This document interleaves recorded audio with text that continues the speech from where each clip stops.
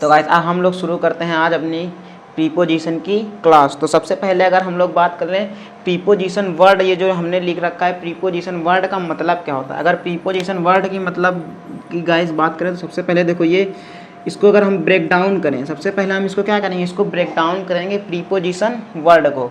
तो इसको हम लोग किस में ब्रेक डाउन कर सकते हैं, दो वर्ड में, एक तो भैया प्री और दूसरा पोजीशन, है ना।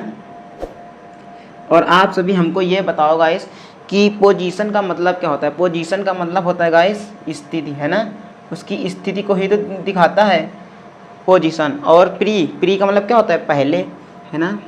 बताओ ये क्या हो गया गाइस, पहले और पोजीशन। हम लोग इससे क्या बनाते हैं, इसकी डिफिनीशन बनाने की कोशिश करते हैं। अगर हम गाइस इससे डिफिनीशन बनाए तो इसकी डिफिनीशन क्या बन जाएगी, बताओ भाई। इसकी अगर डेफिनीशन बनाए तो बन जाएगी preposition is a word, preposition is a word which placed before, है ना गाइस, बिफोर ए नाउन और प्रोनाउन टू शो, है ना। प्रीपोजिशन क्या होता है guys, preposition is a word which placed before a noun और pronoun to show the relation, है ना, टू शो द रिलेशन। बताओ भाई इतनी बात समझ में आई कि नहीं, है ना। किसी भी सेंटेंस में प्रीपोजिशन किसका काम करता है, प्रीपोजिशन गाइस उस नाउन या प्रोनाउन का दूसरे नाउन या प्रोनाउन से संबंध बताने का काम करता है, यानी रिलेशन बताने का काम करता है। क्या काम करता है भैया, रिलेशन बताने का क्या काम करता है ना। और जिससे रिलेशन बता रहा होगा उससे गाइस क्या होगा, ये पहले आएगा, प्लेस्ड बिफोर। बताओ भाई प्लेस्ड बिफोर, इतनी बात समझ में आई कि नहीं। ये डिफिनीशन हम लोग एक एग्जांपल से डिफिनीशन समझेंगे, उसके बाद हम लोग चलेंगे कुछ मोस्ट इंपॉर्टेंट प्रीपोजिशंस की ओर। तो सबसे पहले हम लोग क्या करते हैं, सबसे पहले एग्जांपल देख लेते हैं ना। जैसे लिख दें the boys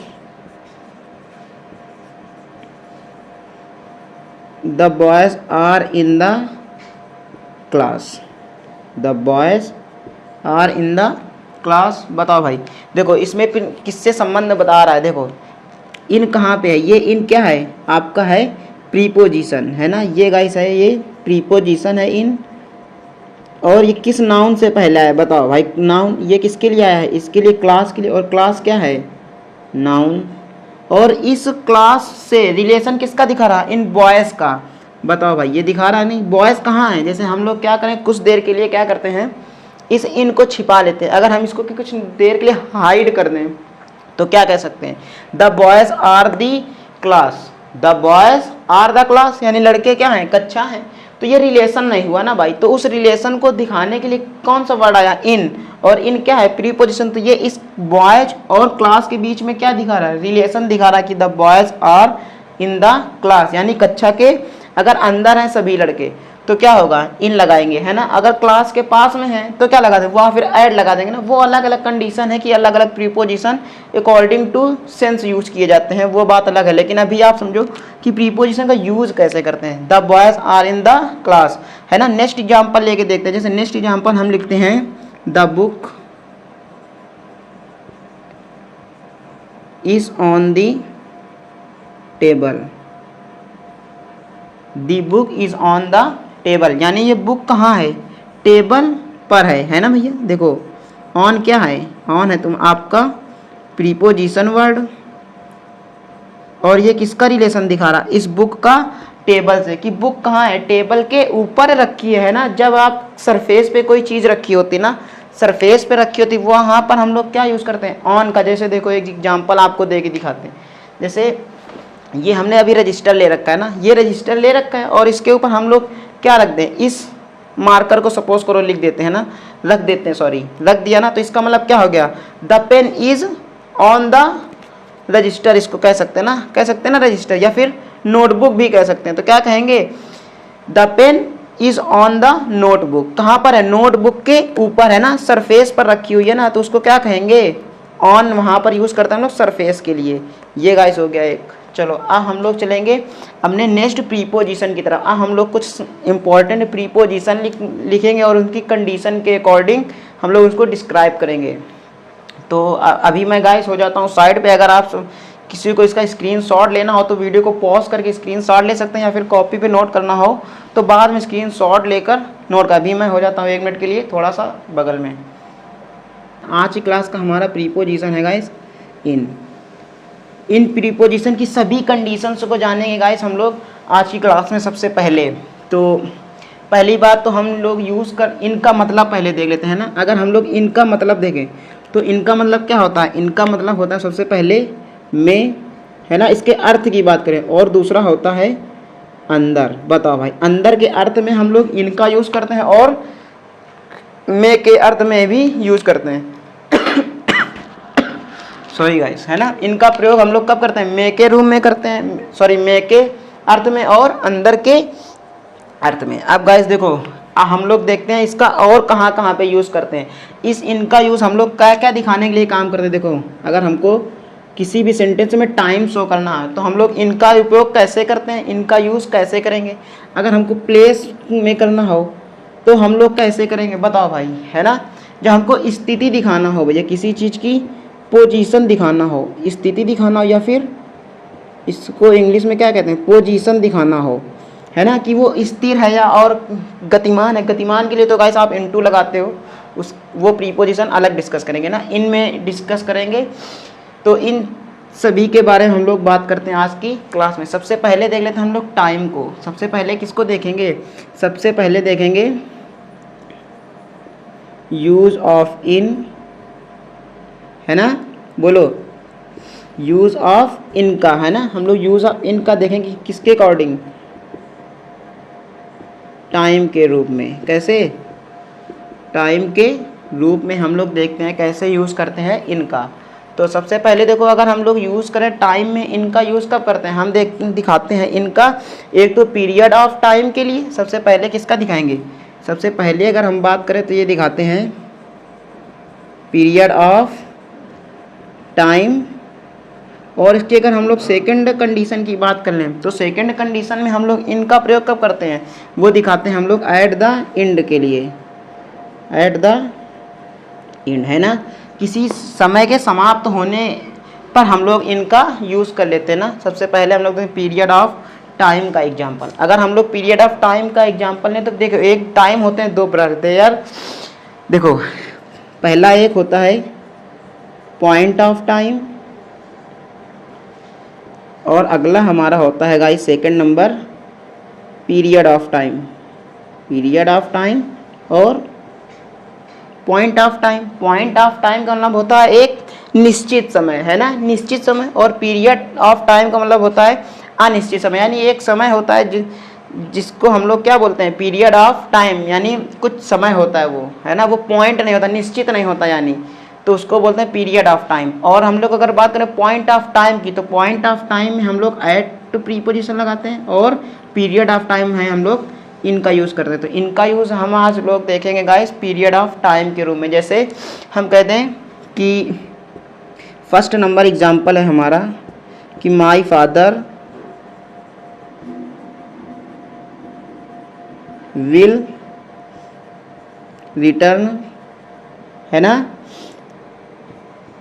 in the last of month, है ना।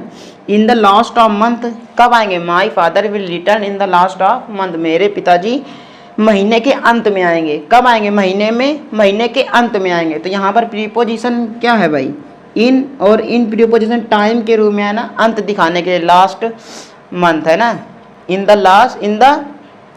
लास्ट मंथ नहीं गाइस, यहाँ पर हम लिखेंगे in the month last, month last, महीने के आखिरी, महीने के आखिरी तक हमारे पिताजी आ जाएंगे, है ना। My father will return in the month last. अब गाइस एक एग्जांपल और देखें। जैसे हम लोग लिख दें कि his father will return in 3 month. देखो भाई, दोनों ही सेंटेंसों में बहुत डिफरेंस है। देखो, इसमें क्या किया? My father will return in the month last, मतलब महीने के अंत तक में आ जाएंगे। तो ये एक पीरियड ऑफ टाइम हो गया। क्या पीरियड ऑफ टाइम हो गया कि इन द मंथ लास्ट, उसी महीने में आएंगे लेकिन उस महीने के अंत तक आ जाएंगे। अब महीने का अंत भैया देखो, अगर 30 डेज का मंथ है तो 30, 29, 28 ये लास्ट के दिन होते हैं गाइस किसी भी मंथ में ना, तो उन कभी भी आ सकते हैं उन लास्ट के डेज में ना। तो वही लिखा है my father will return in the month last, महीने के आखिरी दिन में आ सकते हैं, दिनों में किसी भी दिन। ऐसे ही अगला सेंटेंस है हमारा second number, his father will return in 3 month. यहाँ तो भैया प्योर पीरियड ऑफ टाइम है कि कब आ जाएंगे, 3 मंथ में आ जाएंगे ना। 3 मंथ में, पहले भी मंथ में आ सकते हैं, दूसरे में भी या फिर तीसरे में भी। तो यहाँ पर क्या है, यहाँ पर है प्योर पीरियड ऑफ टाइम, ये वाली कंडीशन है प्योर पीरियड ऑफ टाइम।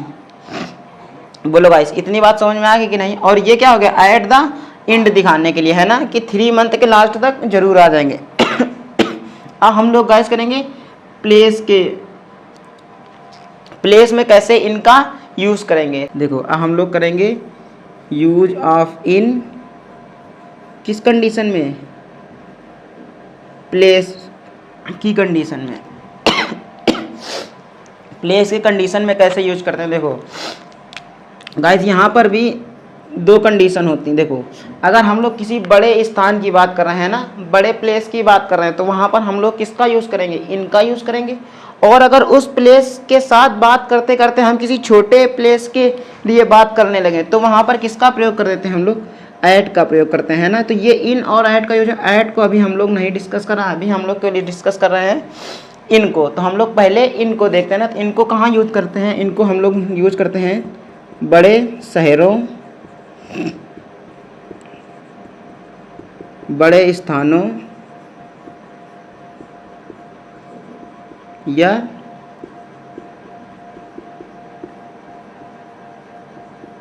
बड़े राज्यों के लिए। बताओ कहाँ यूज़ करते हैं हम लोग, बड़े शहरों, बड़े स्थानों या फिर बड़े राज्यों के लिए हम लोग क्या यूज़ करते हैं, इन प्रीपोजिशन का यूज़ करेंगे जब हम लोग प्लेस को दिखाएंगे। बताओ भाई इतनी बात समझ में आए कि नहीं। देखो एग्जाम्पल देखते हैं, जैसे एक हम लोग एग्जाम्पल ले लेते हैं, गांधी जी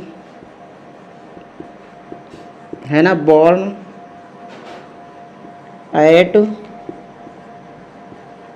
पोरबंदर इन गुजरात। कहाँ भैया, पोरबंदर इन गुजरात।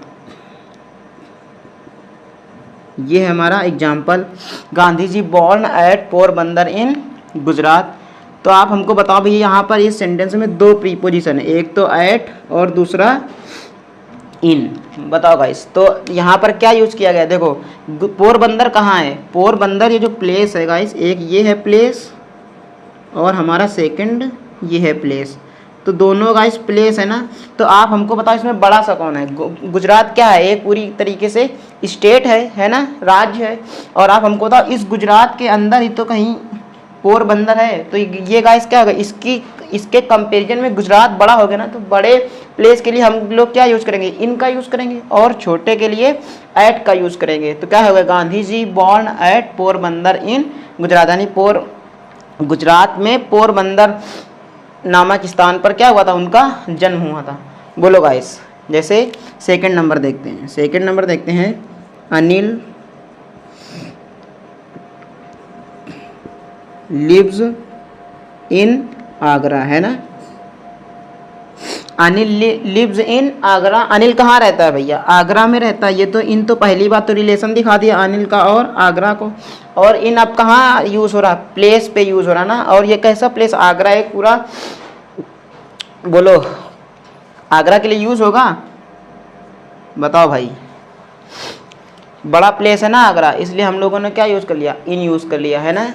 बोलो भाई। तो टाइम के लिए हमने देख लिया और प्लेस के देख लिया, इनका यूज़ ऑफ इन किस कंडीशन में हम लोग देखने वाले हैं, पोजीशन की कंडीशन। तो गाइस पोजीशन का मतलब क्या होता है, स्थिति दिखाने के लिए या फिर स्थिरता दिखाने के लिए। जैसे हमने सबसे पहले ही आप सभी को एग्जाम्पल दिया था गाइस कि he is in the class, है ना। जैसे हमने नाम लिखा था, हमने क्या लिखा था, द बॉयज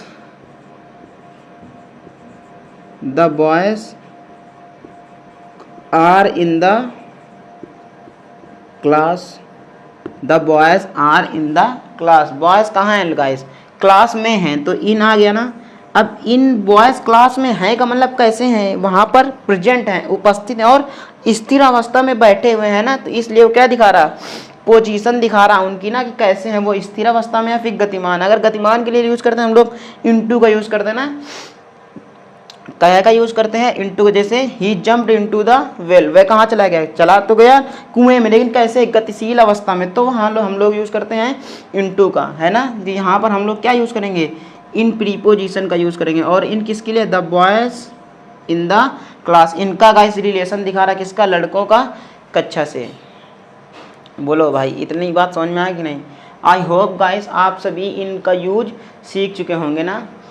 तो आज की क्लास में हम लोगों ने क्या डिस्कस किया, आज की क्लास में हम लोगों ने प्रीपोजिशन का इंट्रोडक्शन डिस्कस किया, प्रीपोजिशन के बारे में जाना, उसकी डिफिनीशन जानी, और हम लोगों ने अपना फर्स्ट प्रीपोजिशन जो आज हमने इस क्लास में पिक किया वो किया था हमने इन, और उनकी सारी कंडीशन को गाइस हम लोगों ने डिस्कस किया इस क्लास में। तो आई होप गाइस आप सभी को वीडियो अच्छा लगा होगा। अगर वीडियो अच्छा लगा हो तो प्लीज़ गाइस वीडियो को लाइक कर दें, और अगर चैनल पर आप पहली बार आए हैं तो चैनल को सब्सक्राइब कर दें।